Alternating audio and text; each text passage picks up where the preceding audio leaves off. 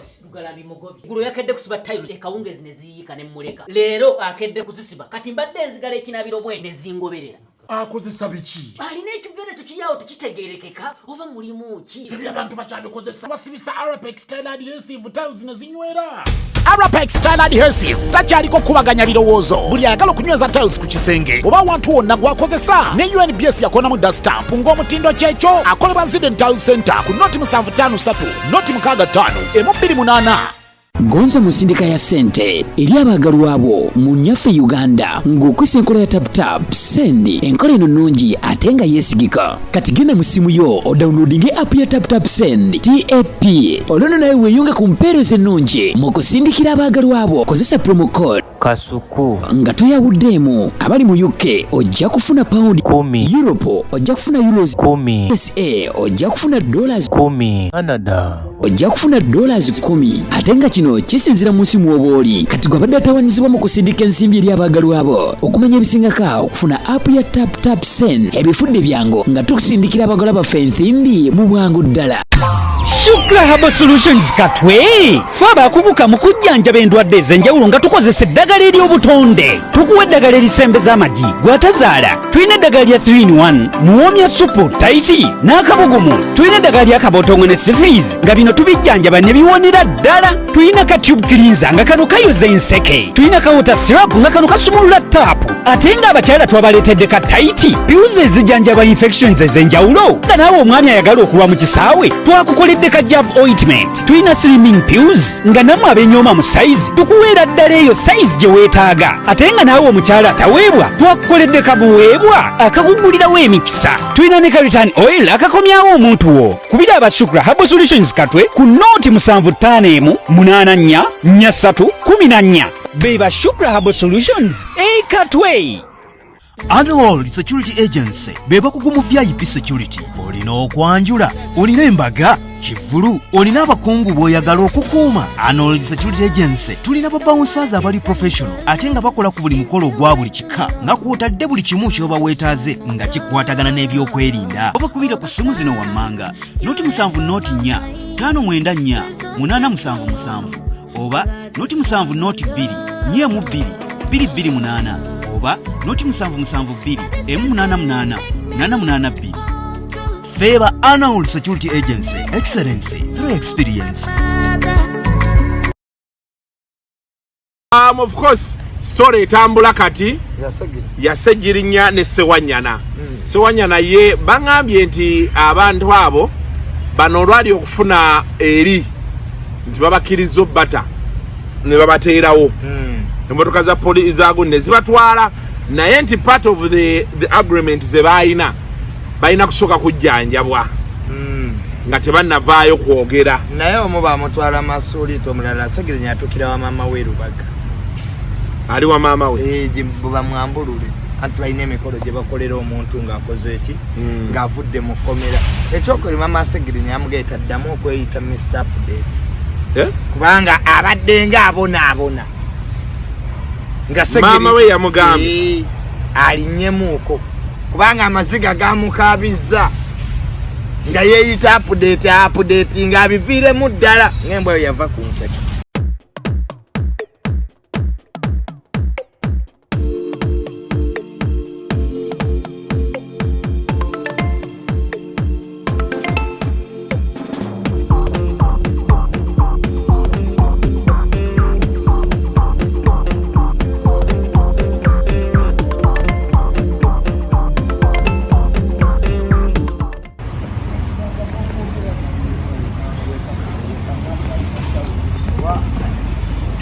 Watukolerewa naye kati ate wano wonna waleekana but yes welcome to yet another edition of Kasuku Live. Tetwagala nnyo bintu bya formality information tugenda kuba tugibawa in the best way possible. For starters banayi mwebalera videos zino mwebalera videos obutabuuka bulango n'okusupportinga system kiri very important. Naye olunaku lwayo tulina amasala mangi so twagala tubakoleko wano mangu naye nga Junior si musanyufu olunaku musanyufu si musanyufu bintu bya mirundi ebiri okwati si musanyufu ate nga musanyufu ate nga si musanyufu so twatandise azino kyosebo fene tukyetereza ayagala otulaba nga betu naye Kasuku ekito okiwanyisa kitadde kulevondala mwami mukwaya ensonga yange wagikolako kale mukyala wange omulabi atidde kamera. See you baby girl. See you around.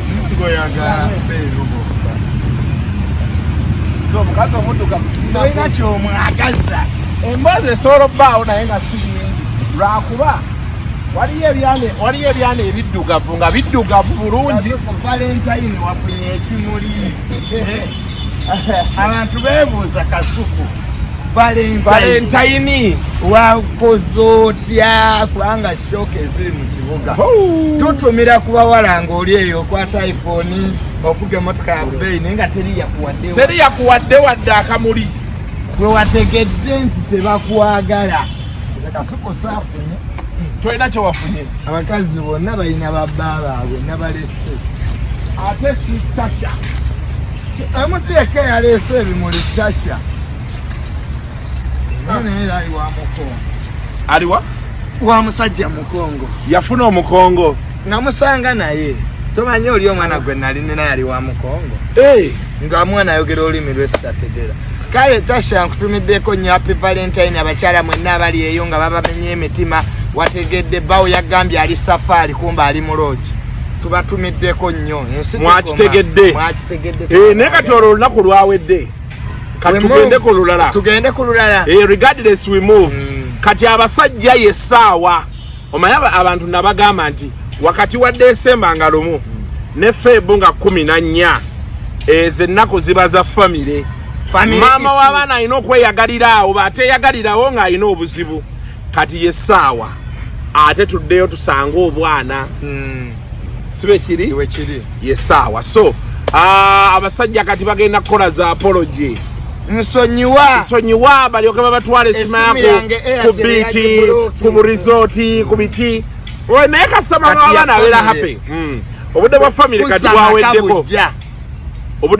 bwaweddeko amaka go gateredde season eno gye tuvaamu tegaliterera donizera yazzeeyo yaŋŋamba kubanga ali alinze ekivulu kya kamiliyoni ne bakyongerayo byonna ebyabaawo n'agamba sijja linda wiiki ndala bbiri. Mayembe kyenzikiriza nti amayembe galayika ge gamugoba kwa Kasuku kiri ekivvu engeri gye kyakomamu gaali mayembe.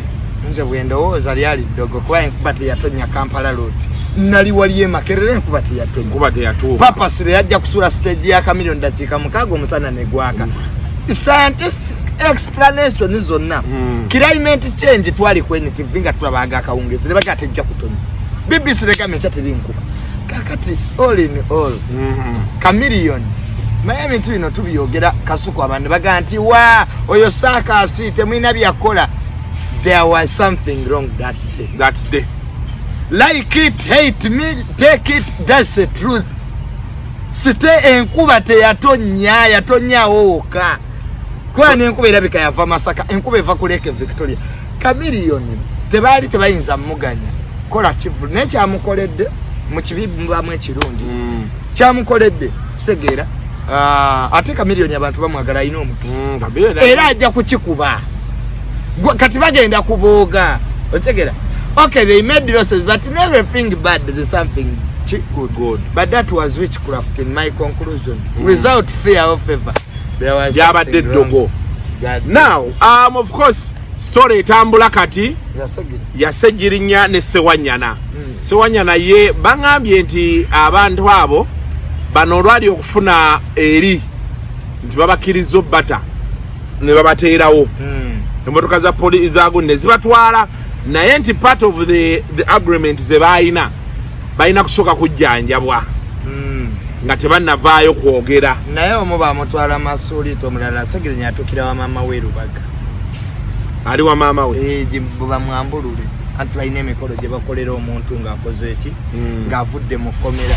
Ekyokulima maama Ssegirinya amugeeta ddamu okweyita Mr. Update kubanga abadde nga abona nga mama we yamugambye alinyemuuko kubanga amaziga gamukabiza nga yeeyita update nga abiviiremu ddala ng'embwa yo yava ku nseka bwe baka mama we bwe yamugambye ne Kasuku we congratulate them okuvaayo wadde tetubadde kyangu nenze njagala okuwa abantu bana credit ababadde mu negotiation zino ne government kubanga Ssegirinya okumukwata first of all bye bamukwatira naye constitutionally oba amateeka zibe ennaku 260 ze ziweebwa poliisi okunoonyereza ezuule oba ddala bye bagamba wabikola ze nina ekizibu ne poliisi ya Uganda Kasuku tosobola kukwata abantu ate noonoonyereza osooka kunoonyereza n'olyoka okwata kati Ssegirinya amaze ennaku ezisukka mu 5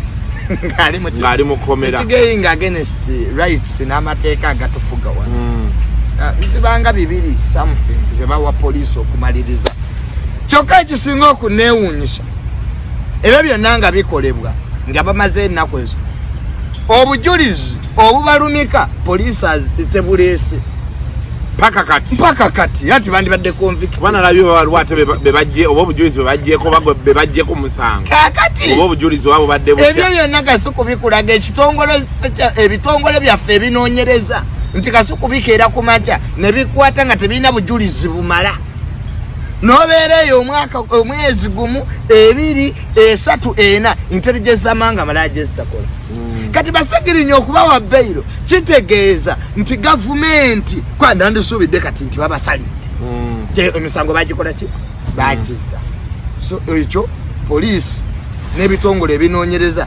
biraga obunafu obw'amaanyi misango gino naye anti oli ajja kugamba nti kiri deliberate for example batugambako nti principal yagamba nti abo balina emisango gyabwe yensonga lwaki ye abadde tabawanyo publicity nakutuuka kubata tanakola statement as of today ati principal ayina ebintu bibiri principal fail to understand nti politics waliwo negotiatingira ne government waliwo woji blackmailinga waliwo wojirwanisa principal ye alowooza nti radicalism ekyasobola okukola let me tell you ekyatuse ku Ssegirinya kisobola okutuuka ku buli muntu tobalaba nga speaker wa parliament enteeseganya yazenyigiddemu it is the speaker of parliament prime minister n'abalala bagende wa president because what is the role of a speaker the role of a speaker kulaba nti ababaka be bali mu mbeera ki nungi tobalaba nga NRM bwe yatula negoba bale BMP mama Kadaga yadda mu parliament naga nti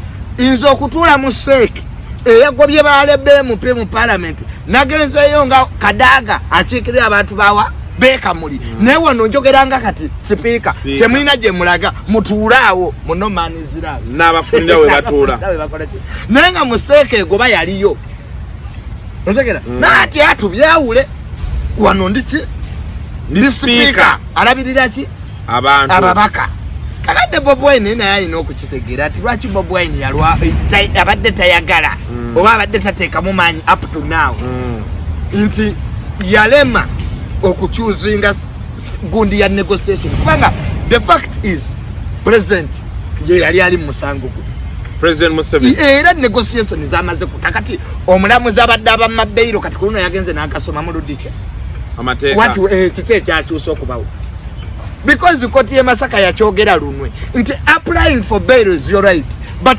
sikuta right yo sikuta you apply obanga saba visa ya America omulamuzi yayina obuyinza obukkiriza kati today what changed omulamuzi ono yafunye omuntu omulala it means instructions were coming from a high authority chekwati ne judiciary naye ine ekizibu esaana okwetereza judiciary court of appeal yagamba ti aba civilian tebabawezesa mu court macho Supreme Court never nega nti ba civilian babawezesa ki mu court macho kakati abalamuzi abatula ku court of appeal which is equivalent to a constitutional court n'abatula ku Supreme Court banjawulo bagasoma mu ludicha ne judiciary enyini Kasuku naye n'okwekuba mu tooti nti emisango gino gizze ne gitulaga nti n'abalamuzi oda bazijja ki walala but have we looked at the possibility that buli omu alina interpretation ye ey'amateeka naye ati kaakati ekyo kyoyogedde nti buli omu alina interpretation ye ey'amateeka sikigaana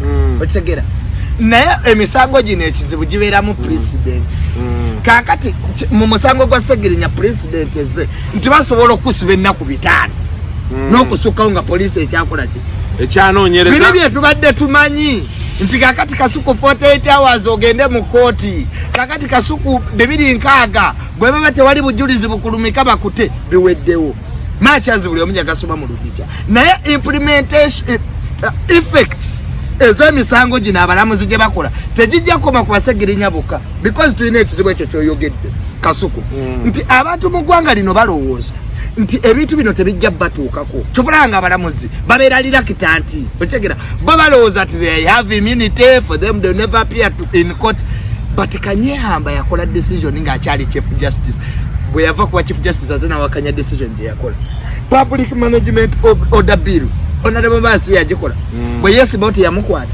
kakati much as everybody can interpret law in his own what perception but as a country judiciary naye ino okutuula because buli we conflicting misango gino neraga nti ate ebiragiro ebijja walala nekyo kijja kutuleetera obuzibu nti omusango gwa Ssegirinya it was a political case era n'omulamuzi okumuta kakati buli jamu mabbeiro ku luno kyekyakyuseemu anti ayinza okuba anti chief justice yavayo n'agamba nti state bwetaleeta bujulizi bumala omusango guno kutambula they will be forced to kick out the case but bamutadde lwa chief justice or because of negotiation eyakulemberwa mwami Mpuuga Nuupu ekisooka leero bw'osoma Daily Monitor wa leero olwokusatu bo bagamba aba Nuupu ndala interview ya Ssenyonyi bo bagamba nti ebya negotiation tebabimanyiiko anti tebali involved era bo bagamba nti there was no reason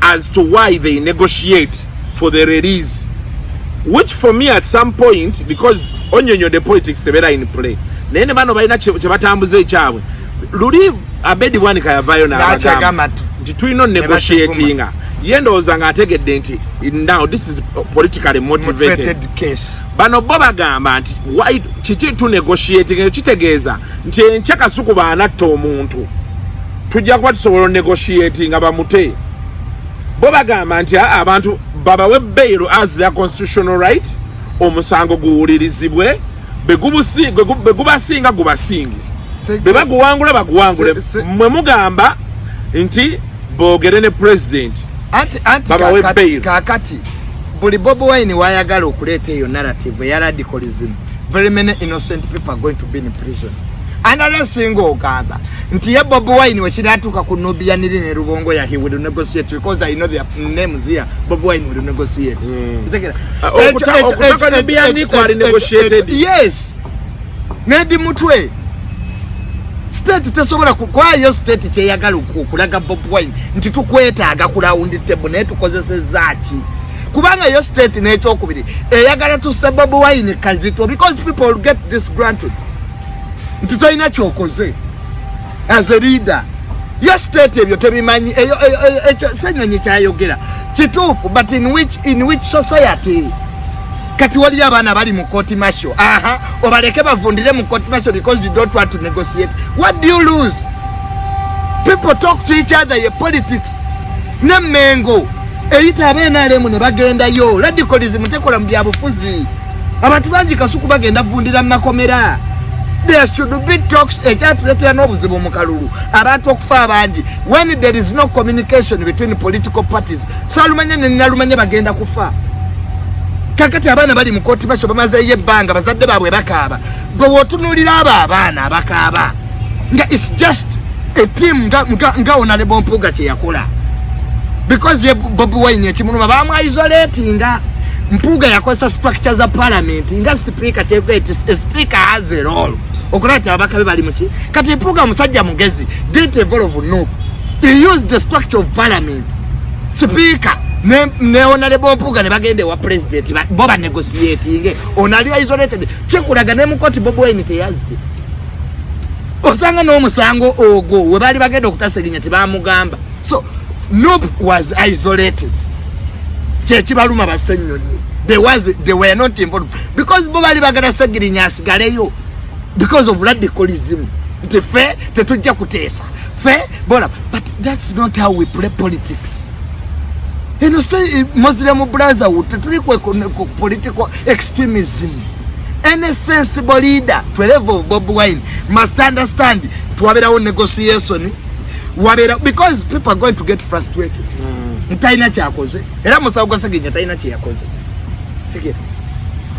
Credit goes to Mpuga, credit goes to the speaker, credit goes to the prime minister.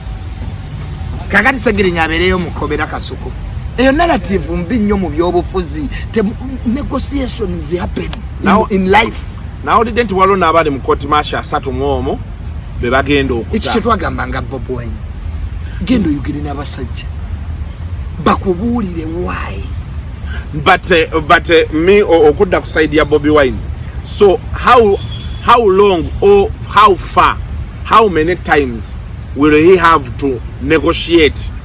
Kubakati bebanabeera nga buli kiseera bakwata abantu be kuba bo okusinzira ku kyeboogera bagamba nti omuntu baba ayina omusango mukwate mu mateeka okitegedde mu presenting mu kooti omukkiriza abeere innocent until proven guilty.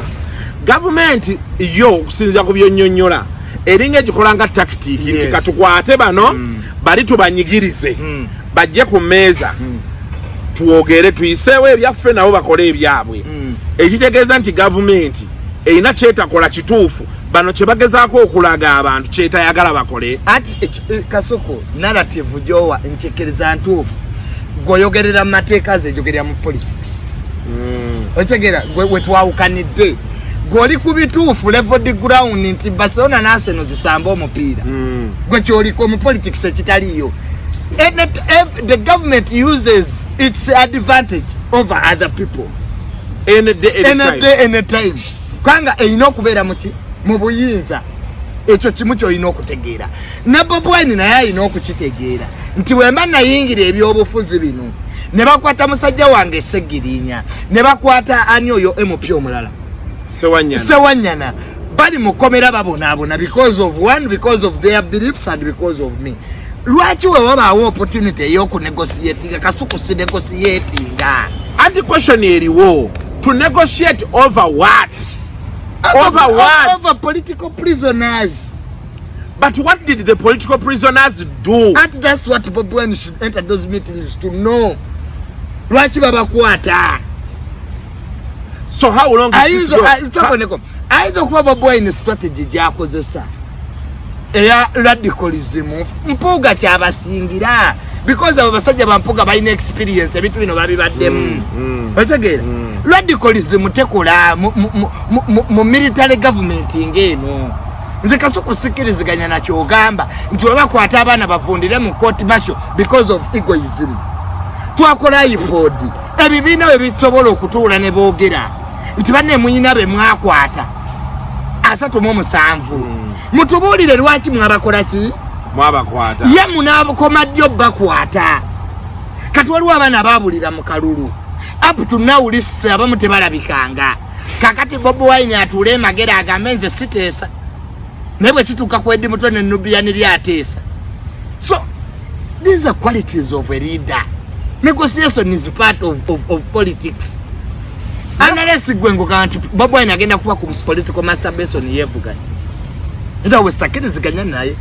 So I want to thank anto ba wevuganya weka toyina wo negotiatingira kyogamba kyekikola. Bob Wine okusizaanze byempulira actually sinachi Bob Wine yalina impact gyasobodde okukolawo ye gyalowooza nti mu long term ejja kukola eriwa akutte international media n'agiraga embeera eri wano n'egiteeka buli wamu n'avaayo n'agamba nti bannaaye musale ku buyambi bwe muwa abasajja sente bwe ze mubawa bakola bwe bati ne bwe bati ne bwe bati ne bagenda nga basalako obuyambi bwe bwavu bwe tulimu. Kati yanti birifu ebeera nti bwe tunaayavuwala ennyo gavumenti nga tesobola kurunning operations zaayo naffe tuyinza otutuuka ne twekyanga abantu bajja mu kyawe ne tulayizinga. Kankubuulira eyo strategy nfu nnyo. Buli Bob Wine lwagenda ebweru abazungu ne batusalako obuyambi ne batusalako eddagala ne batusalako sente z'enguudo ne batusalako sente z'amalwaliro abatabonyabonya President Museveni abantu bajja mu kyawa eyo tactic mbi nnyo ogamba nti eggwanga lyonna ogenda disanyalaza bannansi tuboneebone kubanga gweyagala obuyinza. UN zaakolebwa obukiiko bwa human rights mu nsi yonna gye buli ne wano human rights UN human rights baagigobye yagaddewo balina ebirala bye babadde bakoleramu. NGO nazo twazigala nga zagala ku destabilizinga ggwanga. Fighting for human rights is not a challenge. Kasito otandika okukoleramu ebirala nga NGO zaali wano nga zigabira zaali ziyingidde ebyobufuzi political tolerance and ambassador bwe yagenda okulaba Bobi Wine mu kalulu ne tu protesting against America ne baleeta ambassador omulala. Ambassador yingira tambi ofuzi by'eggwanga eddala ogenda kulaba Bobi Wine kuki polisi y'eggwanga egambye Bobi Wine tumukaliddewo kati ambassador situko you are directly involved yourselves into the politics of that country. Kakati nze aba human rights NGOs ne government nayo Kasuku nayo giwulirizeeko eyina ensonga lwaki ebitongole bino ebyabazungu ate kirina wano kane mawanga amalala ne Rwanda eyina zeegoba nga bajjanga abagabi b'obuyambi naye ng'eno waliwo ekigendererwa ekinene fe abali mu government kyetulaba natuga you want to help people declare your accounts junior watandise okwogera nga mwabali mu government in the state. That's why my perception over things is completely different. Kasuku gwe bintu obirabira wanonze mbirabira mu security in a security perspective that okay we are talking about human rights nange zenzikiriza anti yimbi government era nagamba Attorney General Segera when I met him one time namugati mwa meeting akona Attorney General. Yes, is ever in our office Attorney General because everything we do in land is that walama baluwa. I have discussed with the Attorney General Mr. Chilio nagenda ko ne kukeka unesikana mkodomu wa president. I actually made an appointment with my boss with Mr. Karujiri there care and care. So Kasuku I'm into power politics. Chofuna buli chombuza nchikolachi nchimani. I told the Attorney General government accepted mu parliament nti tulina abantu betu akwata. The Director General tumwine navona ganti yes we have safe houses but now torture is against our laws. Nalabyo no mwana Bobi Yanga. So the human Bobi Yanga bamutadde mbuba muto chalinga Bobi Yanga yoyo gwe basala wano yoyo Bobi Yanga gwe basala wano weba which we, I don't if you to be protesting bibi era babikola bakwatibwe naye mbadde nchogerako wali ku Machako TV kati yo government nayo afande kulaije ngagamba ku Twitter nti banoonyereza nga tewali security agency name yabadde na mwana oyo alimba Kasuku. That's the problem. I listen to abogeza aba police n'ebitongole. Actually the bogera it shows they are not in charge kubanga we have so many security agencies nti nabogezi ba police olusi police gamba titumuyina ate ekyama jene gagamba gamuyina.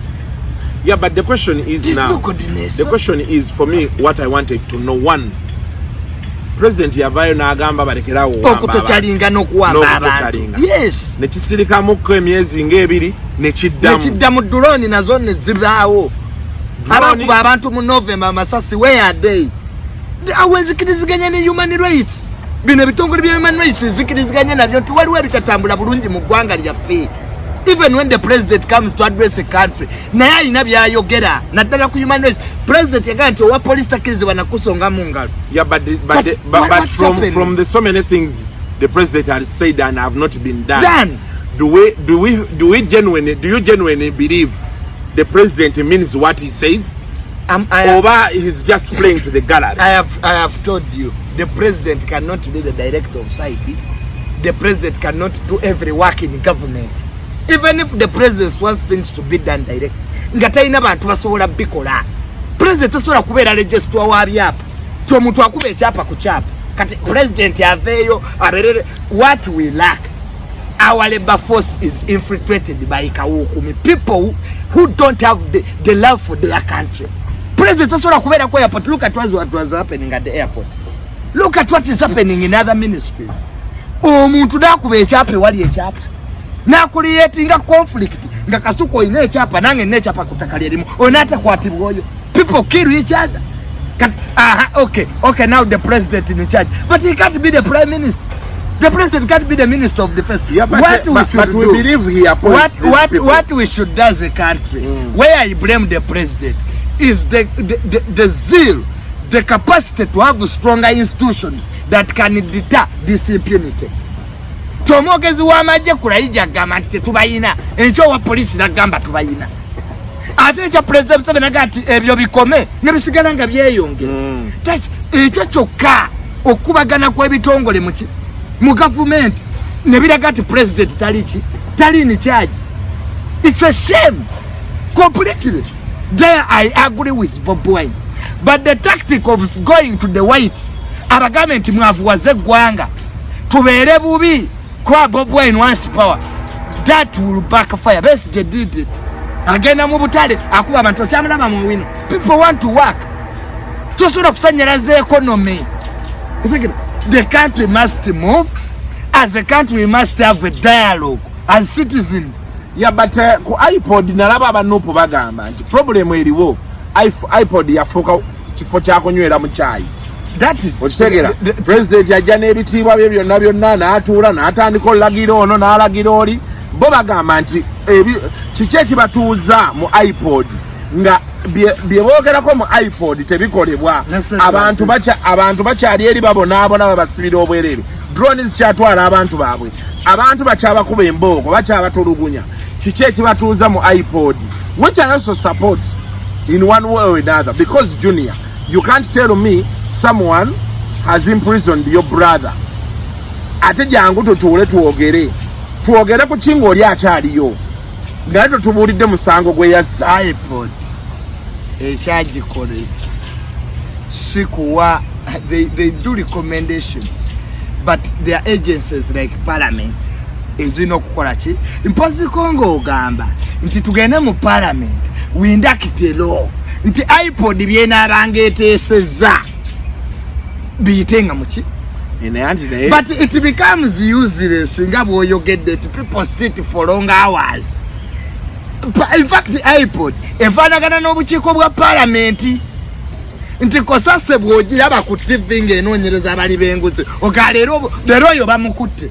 Look at NSSF, the dirt that is coming from NSSF nti abantu mubaterekedde sente ne mutuuka sebo mwe ne muzikozesa mu byammwe bye mwagala nga ne MD owa NSSF ayagala kweyongeza ki taamu tayagala kuvaawo. The institution einoku oba isana wesanewo as long as nyam the MD kati yerevo ko tutuse nti abalidde kedda ate tebagala kuvaawo osekera agati Kasuku ekitongole kino kekife nenze nga wendi tezatuka kuba mutulaki kubanga nze mawanga amalala bamutulaki yandi designs nagamba with due respect fellow country I resign. Naye minister omulamba owa transport yagati omulimu ogwo gwe mulaba yagufunira ku simu wali Kasuku kakati ebyo byonna nga bikolebwa mu ggwanga lino nga bwe bityensi lwefaanana tukole ekintu kimu tugambe. Let us have political, because we are in the democracy but we don't have democrats. Even in the state yennyini nayo teyina bwagazi obwo kukola kyoyagala kyoteesa kituufu Kasuku. But now let us induct a law eyongera iPod ki eva mu kunwa mawuyaga nti it's a club banyerawo chai just kunyumyamu nebikoma ki nebikomaawo. Kenya yakola senate, Nigeria ina senate, kakati tukoleya iPod nayo tugyongere ku maanyi kwategayina bye bateesa kiro kitwalaki omunaku. Why I agree with Bob Wine, ne Bob Wine y'ebintu bya sensationalism tayogera ku law. Bob Wine should advocate for law eyongeza iPod ki amaanyi tegera, because whatever Bob Wine is saying is true. Mbikiriza ebimu neza wenina obuzibu ne mesadi yekolaye mbusijja kuteesa na president. You should accept the president is still in power. Anything political or judicial, you got the president. What happens to abantu be batwala olwokuba bawagira Bobi Wine? kuba singa government evaayo nega nti ekizibu kye tuyina saawa eno ye Bobi Wine bakwate Bobi Wine no naye kati waliyo omwana w'omuntu nga bamujja Ntebe waliwo omwana w'omuntu nga bamujja Mitiyana Mubende olw'okuba yali awagira Bobi Wine ne bamukwata ekizibu kyonna ekireese ekyo nti there are people abawagira Bobi Wine who are criminals. Let us separate. They are genuine people. We have 3 categories of Bobi Wine supporters. There are people who support Bobi Wine and they have misused that. One, to intrigue and castigate violence against institutions. They are there, Kasuku. Just because government remedo kunyonyola no bujulizi tena capacity because intelligence yayo chi kati bato ina bujulizi wacho awo nakutandikedde program eno nga akugamba nti emisango gyonna giraga okunonyereza kw'ebitongole byaffe byokwerinda nti tebikoze kimala tofuna tuli mu bibuuzo bino nti nawo muzi w'emisango awagira Bobi Wine agenda funa sympathy neliwe okufuuka omutuufu kwatayina ki bujulizi. There are those who are arrested innocently. Segera police yaffe eyina kye bayita preventive arrest nti Kasuku bwenko tunuulira bwenti nendowooza nti ogenda kuzza omusango nkukwata preventive oba badde ogenda kuzza guliwa kakati ne judiciary erina okutuyamba nagikunyonyodde nenkugamba nti balina judgments ku bintu byebimu eziconflictinga ezirese public ng'ekola ki nga yeewuunya kakati judiciary police zino okwetereza misango gino nti Ssegirinya report gye bagamba nti yatta abantu sibajja ebijambiya singa waliwo systematic evidence ekulaga nti Ssegirinya wano we yagula ebijambiya ne receipt zino Ssegirinya n'akola bwati naye up to now emyaka 2 police teyina bujulizi nenga omuntu omusibe emyaka kati bameka kajante yo bameka bali mu situation ya Ssegirinya cheche bagamba nti such cases are politically motivated. So the question nebera, how long will they negotiate politically motivated cases, and isn't that going to become a way of life? I have ekitegeze ncha junior bono wakanya omuntu nga bakusiba musobolo okujja ku tebo tekijja tekoba waggulu oli bwana abayagala ettaka lyo tubiwuliddeko ne bakuteekako omusango. In this program mbadde seri biased nkubulidde government byeyetaaga okukola nenkubulira nti Bobi Wine naye ayina okuva mu bwaladicalism as a leader okigera ikwaye government tuyina ebizibu bye twetaaga okutereezaamu nebwa I accept there are cases ezize ne bakwata omuntu ne bamutokyalinga ne president mwenyini n'avayo n'agamba nti that should not happen nechi happening. So obo bunafu bw'eri side but ekyo na tekijjawo gamba nti if there is a chance nga speaker akulembeddemu enteeseganya bate abali mu court martial nga prime minister akulembeddemu enteeseganya Bobi Wine naye abeegaseeko Katikkiro abeegaseeko ow'ekitiibwa Mayiga ne Bobi Wine oba n'abanaddiini kibi kyekirimu ekyo tewali kibi kiriwo naddala ng'omuntu omusango yagukola okitegedde kyekugamba mukyala wo bakuŋŋaanya famire ye ne bajja ewuwo bakugambe nti tusonyiwe omukazi yayenda okitegeera kyanjawulo ku mukyalo okuŋŋaanya famire ye bajje nga newaka teyavaawo otegere kyengamba kati kyekiri kyenkunyonnyola nti abaana bano be babeera ng'emisango baagizza there is no need to negotiate n'abanuupu kye bagamba naye be babeera nga baabakwata kugezaako ku slowing down progress ya nuupu kugezaako kunyigiriza nuupu into coming on a round table to talk. They can talk without arresting these people.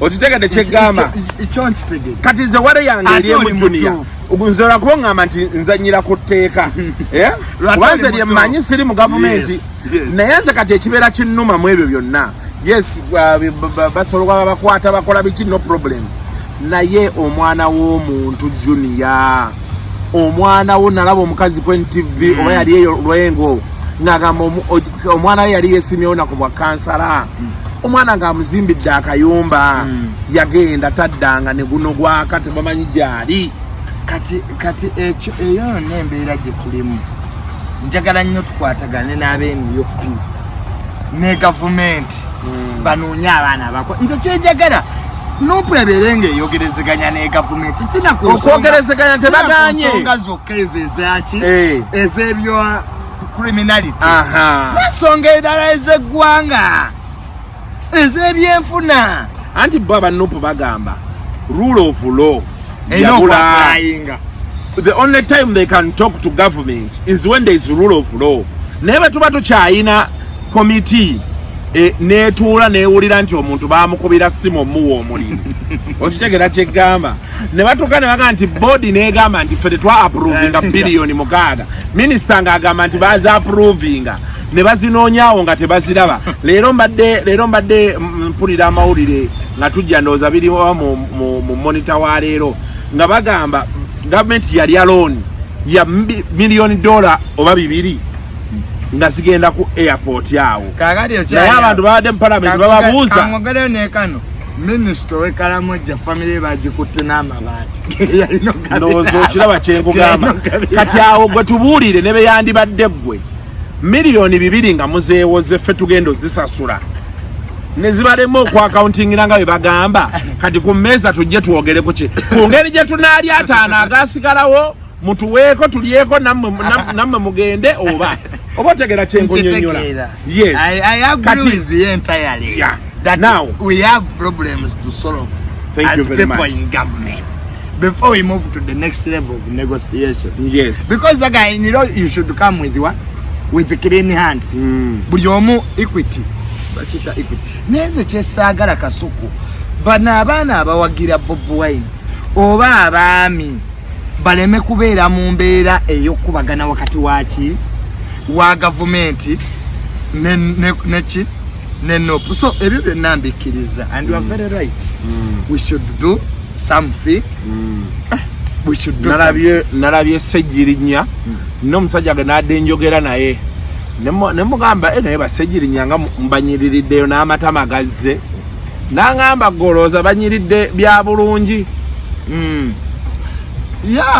ojja kwogerako nabo because sinabakuulira ku Ssegirinya naye kati Ssegirinya Katonda kye yamuyambye nti basobola okuddamu okwesimbawo wadde era emisango bagikola ki bagiina naye simanyi condition za bail because condition esooka bayinza obutabakiriza kudda mu bitundu byabwe kyobula oli yatuukidde Masuuliito omulala n'atuukira Lubaga.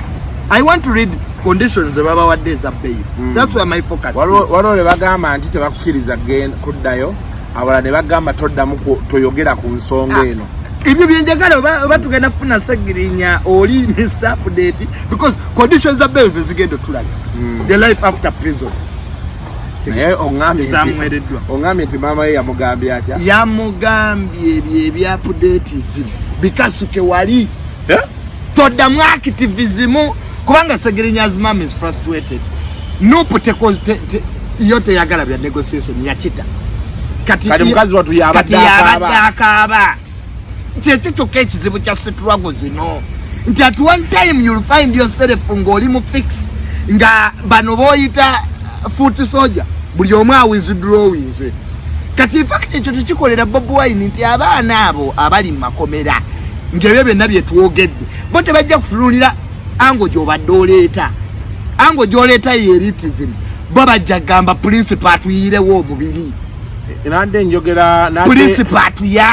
njogera ku simu ne Imam Kasozi nina interview gye ngenda okukola naye ng'ayogera ku nsonga ezo n'angamba of course yadda acknowledging meetings ezatuula naye n'angamba ekintu kimu nti yes takkaanya na byaku negotiatinga however n'angamba nti buli ekyogerwa sigwali mu kkomera kituufu nga sigwaliyo kyogeti Bob Wine ajja kufuna pressure from within ey'abana abaliyo baagala okufuna Isima n'angamba nti waliwo olukwe saidi ya Mpuuga okwasaapinga obuyinza no ekireetedde Bobi Wine wano bloko siweetandikidde ekireetedde Bobi Wine n'empuuga from the start Honorable Mpuuga bajjira ku ndagaano because dali nkyali mu Nuupu.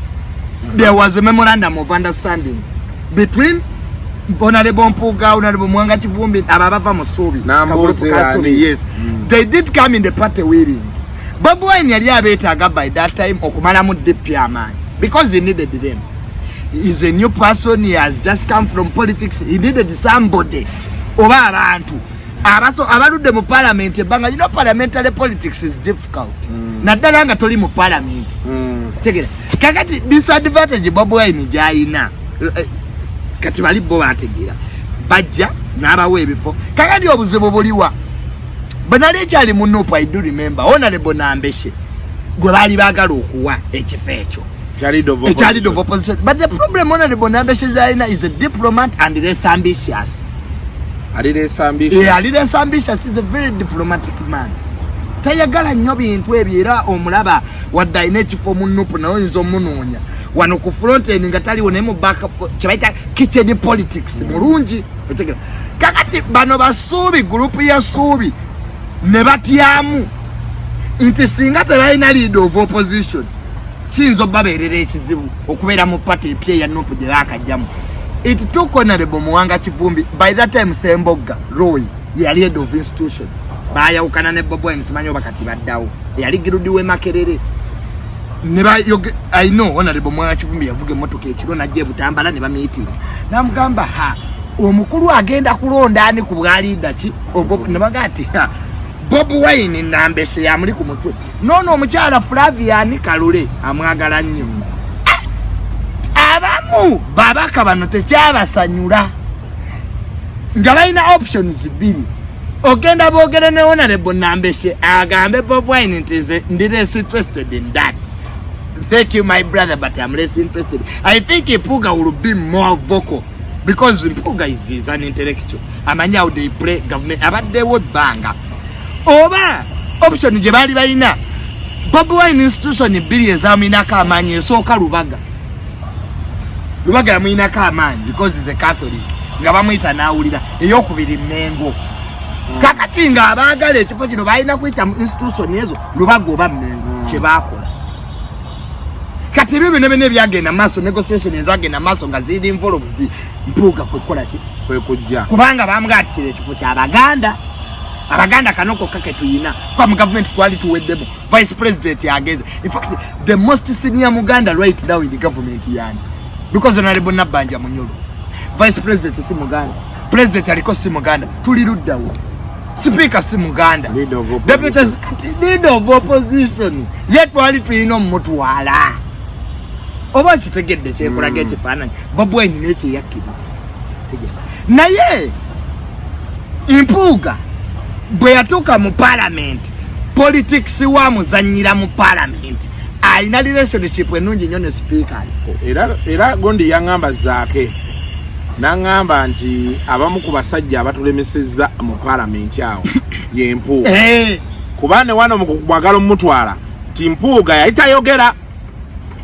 ate nga zaake awulira mbu be badde eri Mpuuga y'omu agamba akasajja katwale ng'agamba bali kakati ye Mpuuga mugezi politics we amuzanyira mu parliament ng'akozesa structure zaki kyobulanga ne mu bya Ssegirinya Mpuuga yabaddeyo Bobi Wine yabaddeyo. Bobi Wine was isolated. Why? Mpuuga yategeera nti obuyinza parliament ye buyino ina kolagana na speaker aliko. Speaker yasobola okusaboninga abantu mu bukiiko. Speaker yasobola okubayisizaamu ebyammwe ate speaker yasobola okubakuuma nti if anything happens to them Mpuuga n'akwatibwa ng'alina relationship ennungi ne speaker asobola okutuuka mangu wa president oba ku bakungu abalala. Kandi bano ba Bobi Wine basigala mu politics walaalaalo wa radicalism. Museveni agende sloganizing Firirumbuye firia dictator ebyo ba Mpuuga sibye bamanyi eba Nairumbuye ali kuki kati Honorable Segona ali omulabyeko ko firia dictator the Segonas for them basayininga mu parliamentary caucus nga bolaba Ssenyonyi bwe yasayininga ko kakiiko akakosase tegera nebino ebya street bino byaba Bobi Yanga kwa it is very unlogical for Honorable Segona okumusanga bamukutte empale kabangali ya police kaso shanga chili logical chitya. That's the cost of freedom. General Jen adumira olutalo tabeerayo ku lutalo kano yafa. Your work is to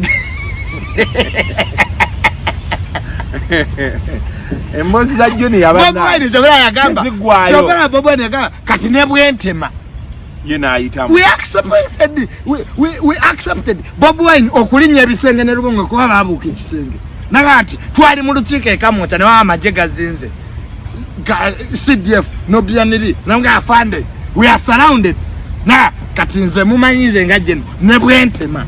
Ne assistant General Lubongo ne babuka ekisenge Lubongo ya nempale yali yeyulisa. Ne bagweri fena tusigala. So politics is like a war. A general to die, an American general to die, battalion yamara kugwaho. Namba. We say kakati nolwecho. Chombo kati. Mpuga I hear. Chovuranga Bobo ni yazeye mengo. We say eranga kati kirombu yali mu mediation mbona lebo mpuga ayagala kujja. Ucha president. He wants to occupy the space. Eranga ne FDC n'abamu abali mu DP mbu bali enewani mpuga tebagala kudda wano mu kusaba kadi ewa Lubongo ya omanyizo na lebonsereke byamugana eri mbu afukamirira atya Lubongo kakati mbona lebo mpuga tayagala kudda mu nopu nga Lubongo yatudde bwati asazeeka alikajuishi wano nobianiri alikasimu kano sereza Bob Wine atudde wali bamukuba ebibuuzo nti according to the NUP caucus you are not going to get our card yakirabye dda anonya pulani ki kwa amazima ga Katonda nga teri kikyuse impozi mengo ne Lubaga bayingire mu conflict ya Mpuga ne Bob Wine you will not get a card kwa abantu ngala dikonga bazaake boka stoba nga toli mu interest yabo tolifuna kadi mu NUP biche byakubya kidandala yakuliranga akachika kagaba kadi atete yafuna emboze nebere soro kweyongerayo n'okusukka wano kaka kyomboziza ku naye ngamaliriza numbu ye yagwa kasita bika genocide. I told those boys Kasuku may I give advice for free abo bonna abali ku social media tegera if you don't do research politics kati watu say is a science era katika siku nyaya kudde kusoma political science tegera muse yasoma ne bwoli yogera ebyo lumbuye byayogera mbu genocide simanya yafa biki you'll still go down lumbuye yagambye nti yazze mu people po atali muki muno byonna bye twabagamba bajja biraba a struggle of Africa is a sacrifice okulwanisa government eri mu buyinza goma kyekitege mu Africa one is all about Tamale in government but you feel the power enough about God you can be an enemy of the government without you knowing tati bera nnyo mu byamataka nsooka buuza nti naye ona bettaka n'ateeka kama jeyani before I intervene Kasuku because I can be an enemy of the state without me knowing